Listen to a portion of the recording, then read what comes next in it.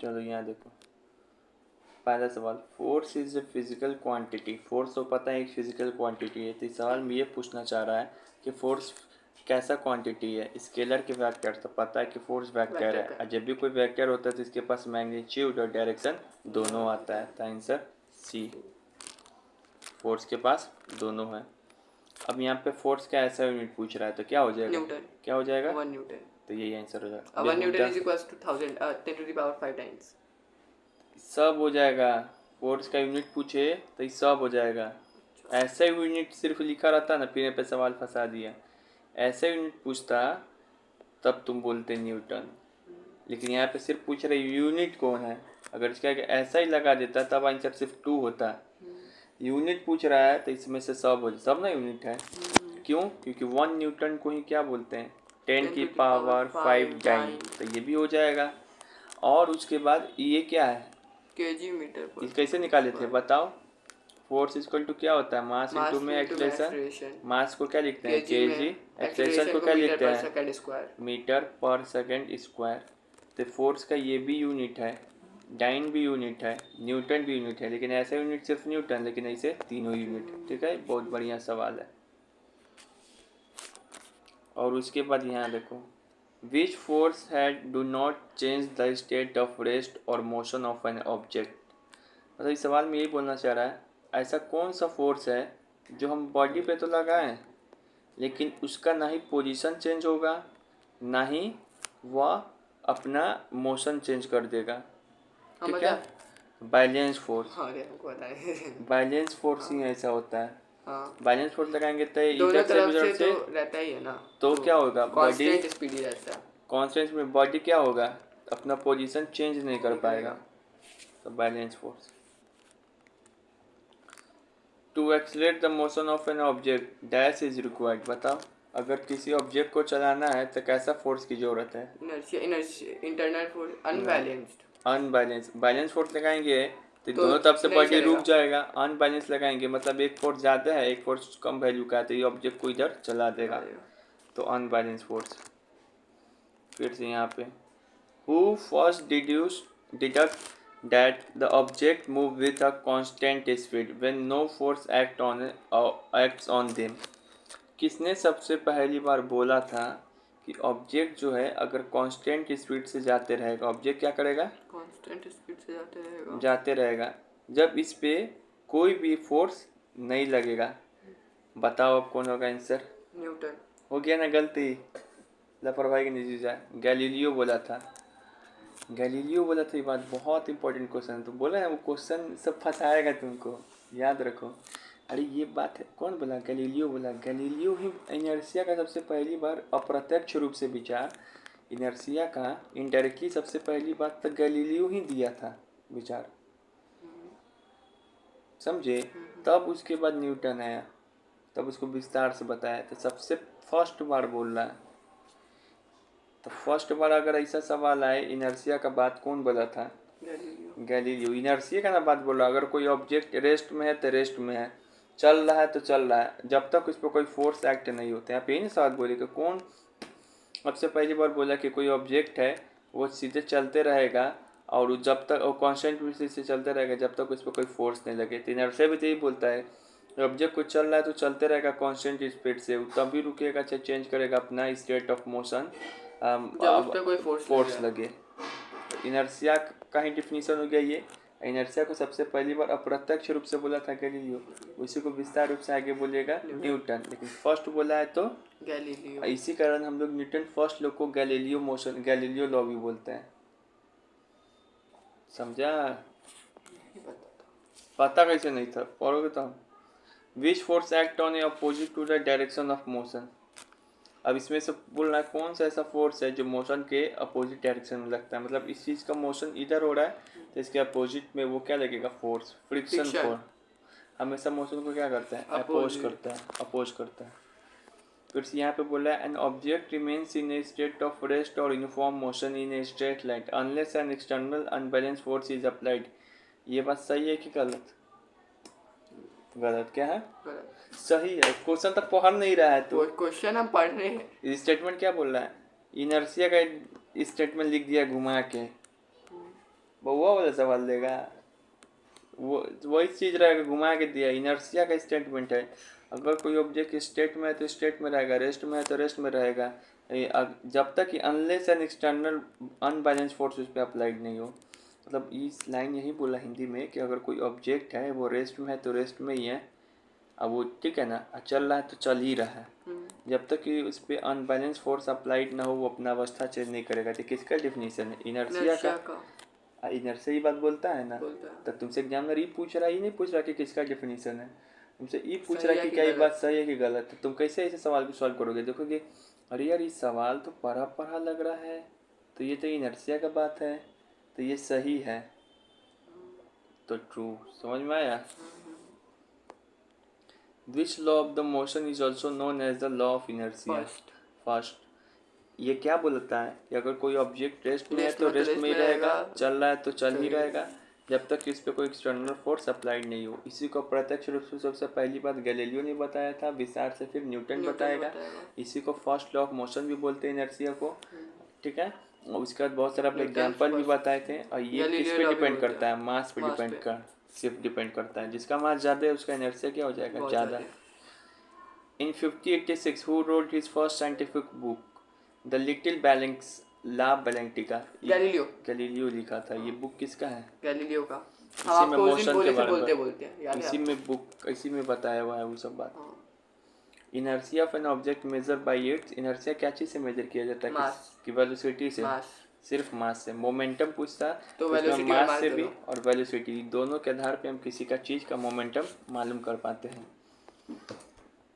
यहाँ पे देखो इनकरेक्ट स्टेटमेंट सुनना है। Momentum of an object is defined as the product of mass and velocity. सही बात है, मोमेंटम का मतलब होता है मास और वेलोसिटी का गुना। Momentum has both direction and magnitude. ये भी बात सही है। मोमेंटम का ऐसे यूनिट क्या होता है? चलो हमको नहीं पता था, निकाल के देखते हैं। एम मतलब केजी, बी मतलब क्या होता है? मीटर पर सेकेंड। तो यही लिखा हुआ है, तो हाँ ये भी है। तो कौन सा इनकरेक्ट है? तो कोई भी नहीं, सब सही है। टाइम देख लेते एक बार, भले बैटरी चार्ज। हाँ अब यहाँ पे देखो, second law of motion state that the rate of change of a momentum of an object dash to the applied unbalance force in the direction of force. Second law of motion क्या बोलता है कि ये बोलता है कि जो momentum में चेंज है ना, dp बाई dt, इसी को क्या बोलते हैं? मोमेंटम में चेंज। वो क्या होता है? किसके डायरेक्टली प्रोपोर्शनल होता है? फोर्स के।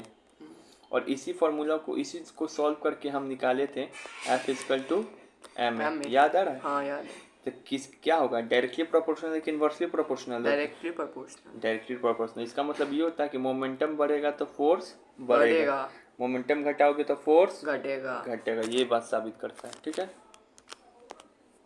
1 unit of force is defined as the amount of the produce of an acceleration of an object is। 1 unit force किसको बोलते हैं? तो 1 unit force बोलते हैं 1 न्यूटन को। 1 unit force किसको बोलते हैं? 1 न्यूटन को। तो यहाँ पे बोला 1 न्यूटन को क्या डिफाइन करके बताइए। तो हम बताए थे कि 1 न्यूटन मतलब क्या होता है, कैसे डिफाइन करेंगे?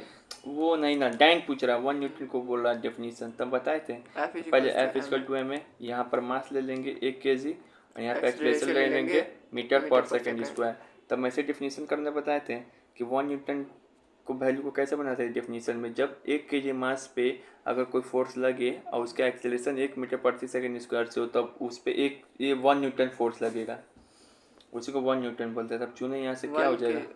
ये 3 नंबर 1 kg मास पे 1 मीटर पर सेकेंड स्क्वायर लगेगा, उसी को बोलते हैं 1 न्यूटन। ये वीडियो में आप बोले थे, तुम पढ़ता नहीं, लेकिन हमको पता है। Identified the correct statement regarding the third law of motion. Third law of motion के बारे में आप क्या लिखिए? करेक्ट चीज़ बताइए। तो हम बताए थे कि थर्ड लॉ ऑफ मोशन जो होता है, ये बताया था कि अगर कोई ऑब्जेक्ट है इस पर हम फोर्स लगा रहे हैं एफ से, तो इक्वल एंड अपोजिट रिएक्शन लगता है और दोनों सेम मास पे लगता है। क्या लगता है? दोनों सेम मास। ये दोनों फोर्स क्या लगता है? सेम मास पे लगता है। बेहुदा नहीं बताते, एक हाथ से दीवार एक हाथ से मेरा हाथ है, अपोजिट मास पे लगता है, डिफरेंट मास पे। इक्वल हर एक चीज देखो, इक्वल फोर्स लगेगा दोनों तरफ से, अपोजिट डायरेक्शन में फोर्स लगेगा और दोनों फोर्स क्या लगता है? डिफरेंट मास पे लगता है। ये बात याद रखो बेहुदा। The third law of motion states that when an object exerts a force on another object, the second object तो जैसे करनी वैसी भरनी, सेकंड ऑब्जेक्ट पे इस पे फोर्स लगा देगा। ये लगाएगा। बात बोल रहा है। This two force are always, ये दोनों फोर्स हमेशा इक्वल मैग्नीट्यूड में रहता है लेकिन अपोजिट डायरेक्शन में डायरेक्शन पे रहता है, ये भी लगता है। सही है। यह जो फोर्स रहता है वो डिफरेंट बॉडी पे लगता है, कभी भी सेम ऑब्जेक्ट पे नहीं लगता है। हाँ, एक हाथ पे लगा रहे हैं फोर्स, हाँ तो तो एक ये दीवार तुम पे हाथ पे लगा रहा लगाएगा, है, दीवार मेरे हाथ पे लगा रहा है, दीवार पे तुम लगा रहा है तुम्हारा हाथ, ऑल ऑफ द अबव। तो ये सही होगा सर। डिफरेंट ऑब्जेक्ट पे लगता है और दोनों का मास कभी सेम नहीं होता है, ठीक है। अगर अगर सेम मास नहीं रहेगा तो क्या होगा, ऑब्जेक्ट चलने लगेगा। Even through the action and reaction of a force are always equal in magnitude, they force do not produce an acceleration of equal magnitude. ये देखो, ये भी बहुत बढ़िया सवाल है। हम ये कहता है कि हमको पता है कि जो न्यूटन का थर्ड लॉ है ये बोलता है कि अब हर एक जो अगर इस पे फोर्स लगाएगा इस ऑब्जेक्ट पे, ये ऑब्जेक्ट भी आप पे फोर्स लगा देगा। तो ये तो एफ अमाउंट से ई भी उतनी ताकत से लगाएगा और लगाएगा अपोजिट डायरेक्शन में डिफरेंट मास पे, लेकिन दोनों का फोर्स का वैल्यू क्या होता है, अलग, सेम होता है सेम ना यार, सेम अमाउंट से लगाता है। दोनों का क्या होता है, सेम होता है। सेम होता है। तो तुमसे पूछा कि दोनों तो सेम लगाता है फोर्स लेकिन दोनों का एक्सेलरेशन भी सेम होता है, तो बोलना नहीं, क्यों नहीं सेम होता है। तो एफ इक्वल टू क्या होता है, M एम ए। अब पता है कि दोनों कैसा मास पे लगता है, डिफरेंट मास पे, पे। तो एक्सेलरेशन का फॉर्मूला क्या हो जाएगा यहाँ पे, एफ बाई एम। तो मान लो दोनों में एफ का वैल्यू सेम है लेकिन एम का वैल्यू तो बदल जाएगा ना। तो दोनों ऑब्जेक्ट में मास डिफरेंट रहता है तो मास का वैल्यू बदल जाएगा, तो फोर्स का एक्सेलरेशन का वैल्यू नहीं बदल जाएगा। तो इसी कारण एक्सेलरेशन का वैल्यू क्या होता है, यहाँ पे यही याद रखना है कि न्यूटन थर्ड लॉ कहता है कि भले जो होता है इक्वल एंड अपोजिट डायरेक्शन में फोर्स दोनों पे सेम लगता है लेकिन दोनों का एक्सेलरेशन क्या होता है, अलग होता है, कभी भी सेम नहीं होता है, क्योंकि दोनों का मास क्या होता है, सेम नहीं होता है। कच्ची कच्ची कहा जा रहा है, कुछ कुछ रट रहा है क्या, दोनों का मास सेम नहीं होता है। क्यों, क्योंकि this is because each force act on a different object. क्यों, क्योंकि दोनों का मास क्या होता है, अलग अलग, अलग अलग होता है। समझ में आ गया। What is the momentum, momentum का वैल्यू पूछ रहा था। पी इक्वल टू क्या हो जाएगा, m into v, ये 1 by b ना होगा, बी होगा, बी होगा, एम बी स्क्वायर होगा। मोमेंटम का फॉर्मूला ये होता है। सॉरी हमको लगा सी पे टी लगाया। अब यहाँ पे देखो, ये फोर्स ऑफ 1000 न्यूटन को अप्लाइड कर रहे हैं 500 ग्राम पे, तो तुमको एक्सेलरेशन पूछ रहा था। हमको पता है F is equals F to equal m, to m, ये सेकेंड ऑफ मोशन है, यही इक्वेशन देता है सेकेंड लॉ ऑफ मोशन। और उसके बाद ए एक्सेलरेशन निकालने तो क्या हो जाएगा, एफ बाई एम है। तो एफ को क्या लिखा हुआ, 1000 न्यूटन, तो 1000 न्यूटन लिखेंगे। और ये 500 ग्राम केजी में ना बदलोगे, इतना आसान पूछेगा तुमसे सवाल। न्यूटन है तो कैसे बदलोगे इसको केजी में, तो 5000 को कहाँ से कर दोगे, भले 500 है तो 500 को कैसे बदलेंगे हम लोग, डिवाइडेड बाय मल्टीप्लाइड बाय 1000। अब यहाँ से यहाँ कट गया, क्या चीज होना चाहिए, 1 ग्राम में 1000 ना होता है, बेहुदा। तो 500 ग्राम में 1000, 100 न्यूटन है। सर्च कर लीजिए।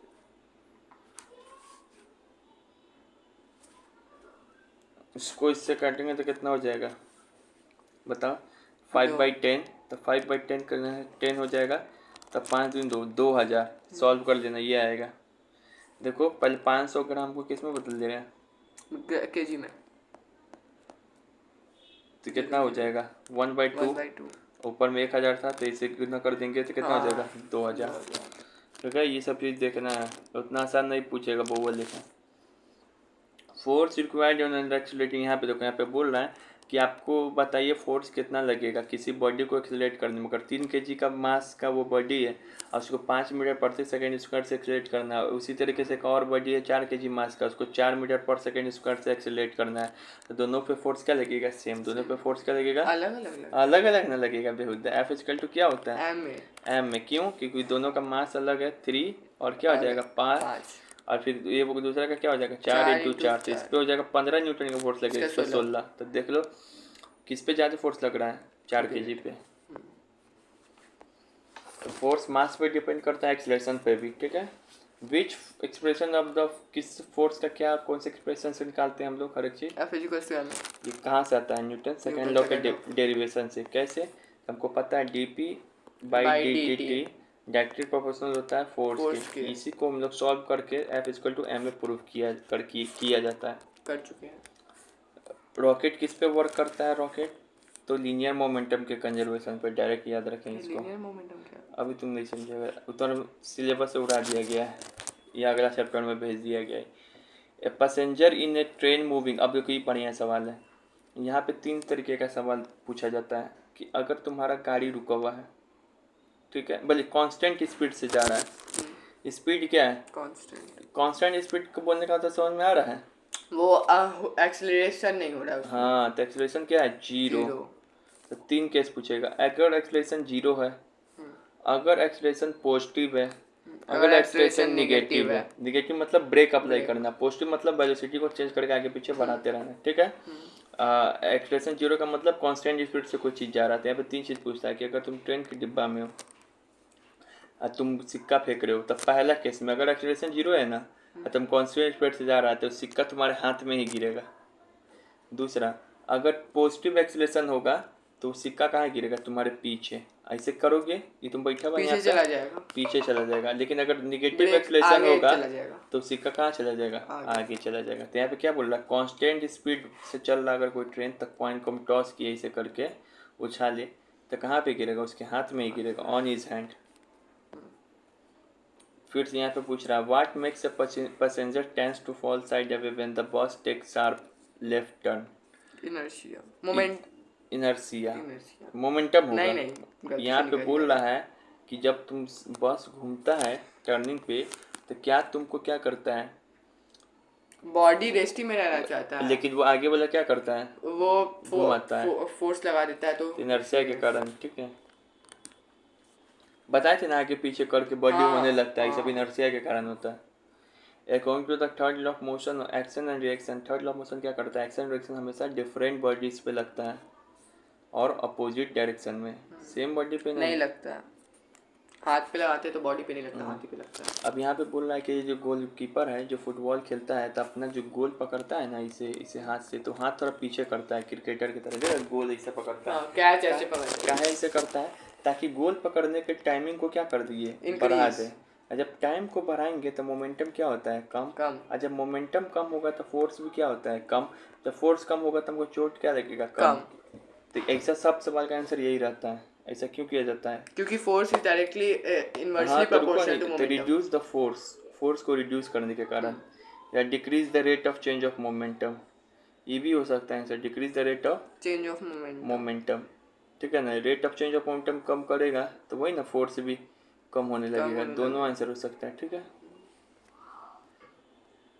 A passenger in the moving train, देखो फिर आ गया, लेकिन यहाँ पर अब की बार क्या कर रहा है, मूविंग ट्रेन में है, कांस्टेंट स्पीड की बात नहीं कर रहा है, मतलब एक्सेलरेशन क्या है, पॉजिटिव। तो जब एक्सेलरेशन पॉजिटिव है, अब हम सिक्का उछालेंगे तो कहाँ गिरेगा सिक्का, पीछे। सॉरी, यहाँ पे क्या कर रहा है, बिहाइंड, मतलब सिक्का पीछे ही गिर रहा है, तो मतलब कौन सा मोशन होगा, एक्सीलरेटेड मोशन होगा, ठीक है। यूनिफॉर्म रहता तो हाथ ही में आ जाता। घुमा के पूछ दिया। एंड ऑब्जेक्ट ऑफ मास क्या है, 2 kg। ऑब्जेक्ट का मास क्या है, 2 kg। वो स्लाइड कर रहा है कैसे, कांस्टेंट वेलोसिटी से। कैसे कर रहा है, कांस्टेंट वेलोसिटी जो 4 मीटर प्रति सेकंड से ही चल रहा है। तो v क्या है, 4 मीटर प्रति सेकंड से। और कांस्टेंट वेलोसिटी क्या है, कांस्टेंट वेलोसिटी का मतलब क्या होता है, एक्सेलरेशन जीरो। देखो कितना बढ़िया सवाल है। तब तुमसे पूछ रहा फोर्स, ये तो वो वाला क्वेश्चन है, फोर्स इक्वल टू क्या हो गया, हाँ, फोर्स इक्वल टू क्या होता है, एम में। तो एम तो है, लेकिन एक्सेलरेशन क्या हो जाएगी, जीरो। तो फोर्स भी क्या हो जाएगी, जीरो। ये शब्द ही सबसे खतरनाक था, कांस्टेंट वेलोसिटी। हाँ, तो फिर तो आपको 0 न्यूटन हो जाएगा। 0 न्यूटन, ये बहुत अच्छा सवाल है। यहाँ पे 0 न्यूटन, क्योंकि कांस्टेंट वेलोसिटी ना बोल रहा है। सब बच्चा क्या कर देगा, कुछ करने लगेगा, 8 आंसर मार देगा कोई, 4 दूनी 8। अब यहाँ पे बोल रहा है कि वाटर टैंक है जो फिलेट किया गया है, ठीक है ना, और ये यूनिफॉर्म स्पीड से आगे की ओर जा रहा है। तो जैसे ही हम ब्रेक लगाएंगे तब पानी कहाँ गिरेगा, आगे पीछे की, वही ऊपर में, पीछे ना, आगे ब्रेक लग रहा है तो एक्सेलरेशन क्या है, निगेटिव, तब पानी आगे गिरेगा, ठीक है। एक्सेलरेशन इज द क्या, किसको बोलते हैं एक्सेलरेशन, किसका रेट ऑफ चेंज ऑफ है, मोमेंटम का। किसका है, मोमेंटम का, नहीं वेलोसिटी का है। तो तुम काहे बोलता है, सही आप बोलते हैं। तो वेलोसिटी में समय के साथ जो बदलाव आएगा उसी को क्या कहते हैं, एक्सेलरेशन। हम तो गलती करावे करेंगे तुमको। ए सेलर जंप्स इन, अब यहाँ पे जो है ये बोल रहा है कि जब सेलर जंप करता है फॉरवर्ड, आगे जाता है, मतलब तुम जब इस पे से कूदेगा तो नाव पीछे जाएगा। ऐसा क्यों होता है? तुम क्या कर रहा है? थर्ड लॉ ऑफ मोशन, तुम क्या कर रहा है? नाव को पीछे रख के अपने ऐसे थर्ड लॉ के कारण होता है। इसको ये सब बहुत सारे डेफिनेशन याद कराए थे, सब समझाए थे उस समय कि तुम्हारा पैर पे फोर्स लगेगा, नाव तुम्हारा पैर नाव पे फोर्स लगाएगा। तो यहाँ इसलिए पर नाव क्या हो बैठ जाता जाएगा, है? Every action has equal and opposite opposite reaction. Reaction. अब ये देखो, ये बढ़िया सवाल है BBI, ये घुमा के सवाल पूछा गया। Which of the following statement involve the Newton second law of motion? इसमें से कौन सा ऐसा स्टेटमेंट है जो न्यूटन के सेकेंड लॉ ऑफ मोशन के बारे में बताता है? मतलब F इज टू M है। अब यहाँ देखो, a force can stop a lighter vehicle as well as heavier vehicle which are moving. हाँ, कर सकता है। तो इससे क्या मतलब है? दोनों को रोक सकता है। दोनों को तो रोक इससे सकता है। न्यूटन वाला सेकेंड लॉ ऑफ मोशन का बात नहीं चल रहा है। तो जब भी सेकेंड लॉ ऑफ मोशन का बात करें ना न्यूटन, तो एक ही फॉर्मूला याद रखना है, F इक्वल टू M में, और एक है कि dp/dt directly proportional to F। F। मतलब यही फॉर्मूला यही बात बोलता है कि फोर्स अगर मास ज़्यादा है ना, एक्सीलरेशन मतलब फोर्स क्या होगा? ज़्यादा लगेगा। मास ज़्यादा होगा तो फोर्स भी ज़्यादा लगेगा। यही बात बोलता है। इसमें पढ़ेगा नहीं सब ऑप्शन, तो ये बोला तुमको सही नजर आएगा। तो force can accelerate a lighter vehicle more easily than the heavier vehicles which are moving.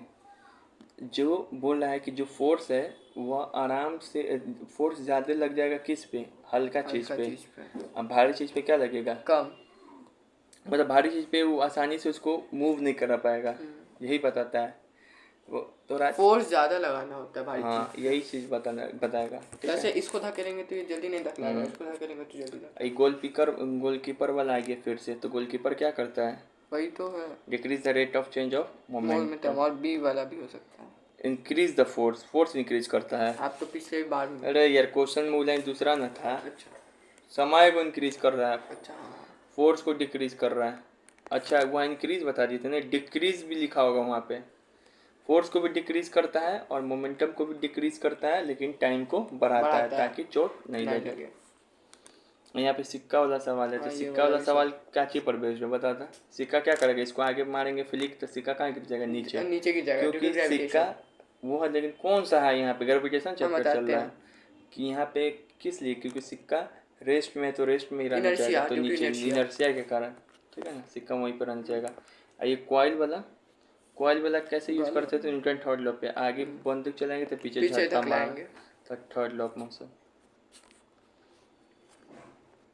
फिर से थ्रू विच, यहाँ पे देखो ये भी इम्पोर्टेंट है। Through the action and reaction the force are equal magnitude but the acceleration they produce in the two bodies are. बताए थे कि एक्शन रिएक्शन में अगर कोई चीज़ एक्शन कर रही है तो उधर से रिएक्शन आएगा। तो ये बोला था कि फोर्स तो दोनों पे सेम ही लगता है। बॉडी का मास क्या होता है? अलग अलग रहता है, डिफरेंट बॉडी पे लगता है। तो क्या एक्सीलरेशन भी दोनों ओर से सेम ही लगेगा? नहीं, बताए तो फोर्स तो सेम ही लगता है लेकिन एक्सीलरेशन सेम नहीं लगता है, क्योंकि दोनों का मास क्या होता है? अलग अलग अलग होता है। तो क्या होता है? अनइक्वल। फिर से यहाँ पे देखो, what is the other name of Galileo law of falling body? Galileo law of falling bodies का अदर नेम क्या है? Newton first law. यही से चैप्टर स्टार्ट होता है। और ये बता, गति यानी कि मोशन को सबसे पहले परिभाषित कौन किया था? गैलीलियो की न्यूटन?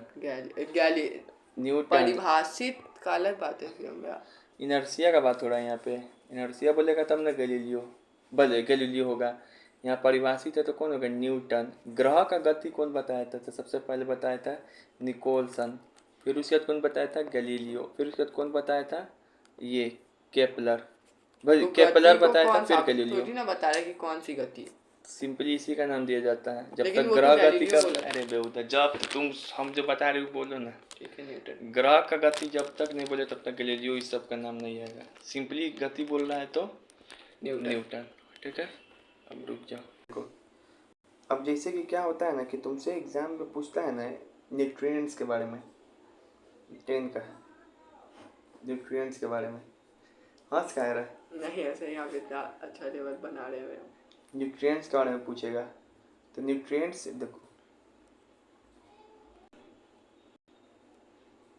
देखो तुमको न्यूट्रिएंट्स का बात पूछता है। प्लांट में न्यूट्रिएंट्स, प्लांट में 2 तरीके के न्यूट्रिएंट्स पाया जाता है। एक होता है मैक्रो न्यूट्रिएंट्स, एक होता है माइक्रो न्यूट्रिएंट्स। टोटल न्यूट्रिएंट्स का संख्या कितना होता है? 17। इसमें मैक्रो का संख्या होता है 9 और माइक्रो का होता है 8। तो मैक्रो में 9 जो होता है, पहला होता है कार्बन, दूसरा होता है हाइड्रोजन, तीसरा होता है ऑक्सीजन, चौथा होता है नाइट्रोजन, पांचवा होता है सल्फर, फास्फोरस, पोटासियम, मैग्नीशियम, ये देखो Mg मतलब मैग्नीशियम है, फिर कैल्शियम। और माइक्रो न्यूट्रिएंट्स का मतलब जो होता है जिसका संख्या क्या है 8, वो ये दोनों चाहिए जरूरी, लेकिन ये मैक्रो मतलब ये ज़्यादा मात्रा में चाहिए जरूरी, ये माइक्रो मतलब कम मात्रा में प्लांट को चाहिए जरूरी। इसका कौन कौन होता है, निकल, बोरोन, कैल्शियम, Ca कैल्शियम होता है, Ca Cl कैल्शियम होता है, ACl क्लोरीन, मोबिलेंडम, मैग्नीज, देखो ये है मैग्नीशियम, Mg मतलब होता है मैग्नीशियम, वो होता है मैग्नीज, ये होता है मैग्नीज, जिंक, Zn मतलब जिंक, Cu मतलब कॉपर, Fe मतलब आयरन। कभी एग्जामिनर इसमें फंसाता है बहुत, टिपिकल क्वेश्चन बनता है ये, फंसाता है ये बोल देगा कि कौन मैक्रो है कौन माइक्रो है, बड़ी डिफिकल्ट है, और इसको ट्रिक से याद करेंगे कौन मैक्रो और कौन माइक्रो है। तो मैक्रो का ट्रिक है चांस, क्या है, चांस पा के मांगे कार, चांस मिल गया तो क्या है, कार मांगिए, तो चांस पा के मांगे कार, तो चांस मतलब क्या होगा, CHONS, इसको चांस मतलब चांस पढ़ सकते हैं, चांस पाके, पाके मतलब पी के, मांगे, मांगे मतलब Mg, कार मतलब Ca। तो मैक्रो न्यूट्रिएंट्स का फॉर्मूला हो गया, चांस मांगे, चांस पाके मांगे, चांस पाके मांगे कार। अब माइक्रो का क्या फॉर्मूला, अब माइक्रो का क्या ट्रिक हो गया, the nice boy called mother मंजन क्यों फेंका, नाइस बॉय है मतलब अच्छा बॉय है, तो बोले कि मम्मी को बोले कि मम्मी तुम ये मंजन क्यों फेंके, घर का ब्रश करते मैं ब्रश करता हूँ। तो नाइस बॉय कॉल्ड मदर मंजन क्यों फेंका, नाइस से हो जाएगा निकल, बॉय से हो जाएगा बोरॉन, कॉल्ड से हो जाएगा क्लोरीन, मदर से हो जाएगा मोबिलेंडम, मंजन से हो जाएगा मैग्नीज, जिंक, मैग्नीशियम नहीं मैग्नीज, जेडेन से हो जाएगा जिंक, Cu से हो जाएगा कॉपर, Fe से हो जाएगा आयरन। आइए इसी पे अब सवाल पूछा है, तो देखते हैं सॉल्व कर पाते हैं कि नहीं हम लोग, ये पूछा हुआ क्वेश्चन है, which of the following among the is not a micronutrients for plant, हालत पंचर हो जाएगा इससे पूछिए जाए किसी से। तो हम बताएं कि प्लांट में इसेंशियल न्यूट्रिशन कितना होता है संख्या में, 17।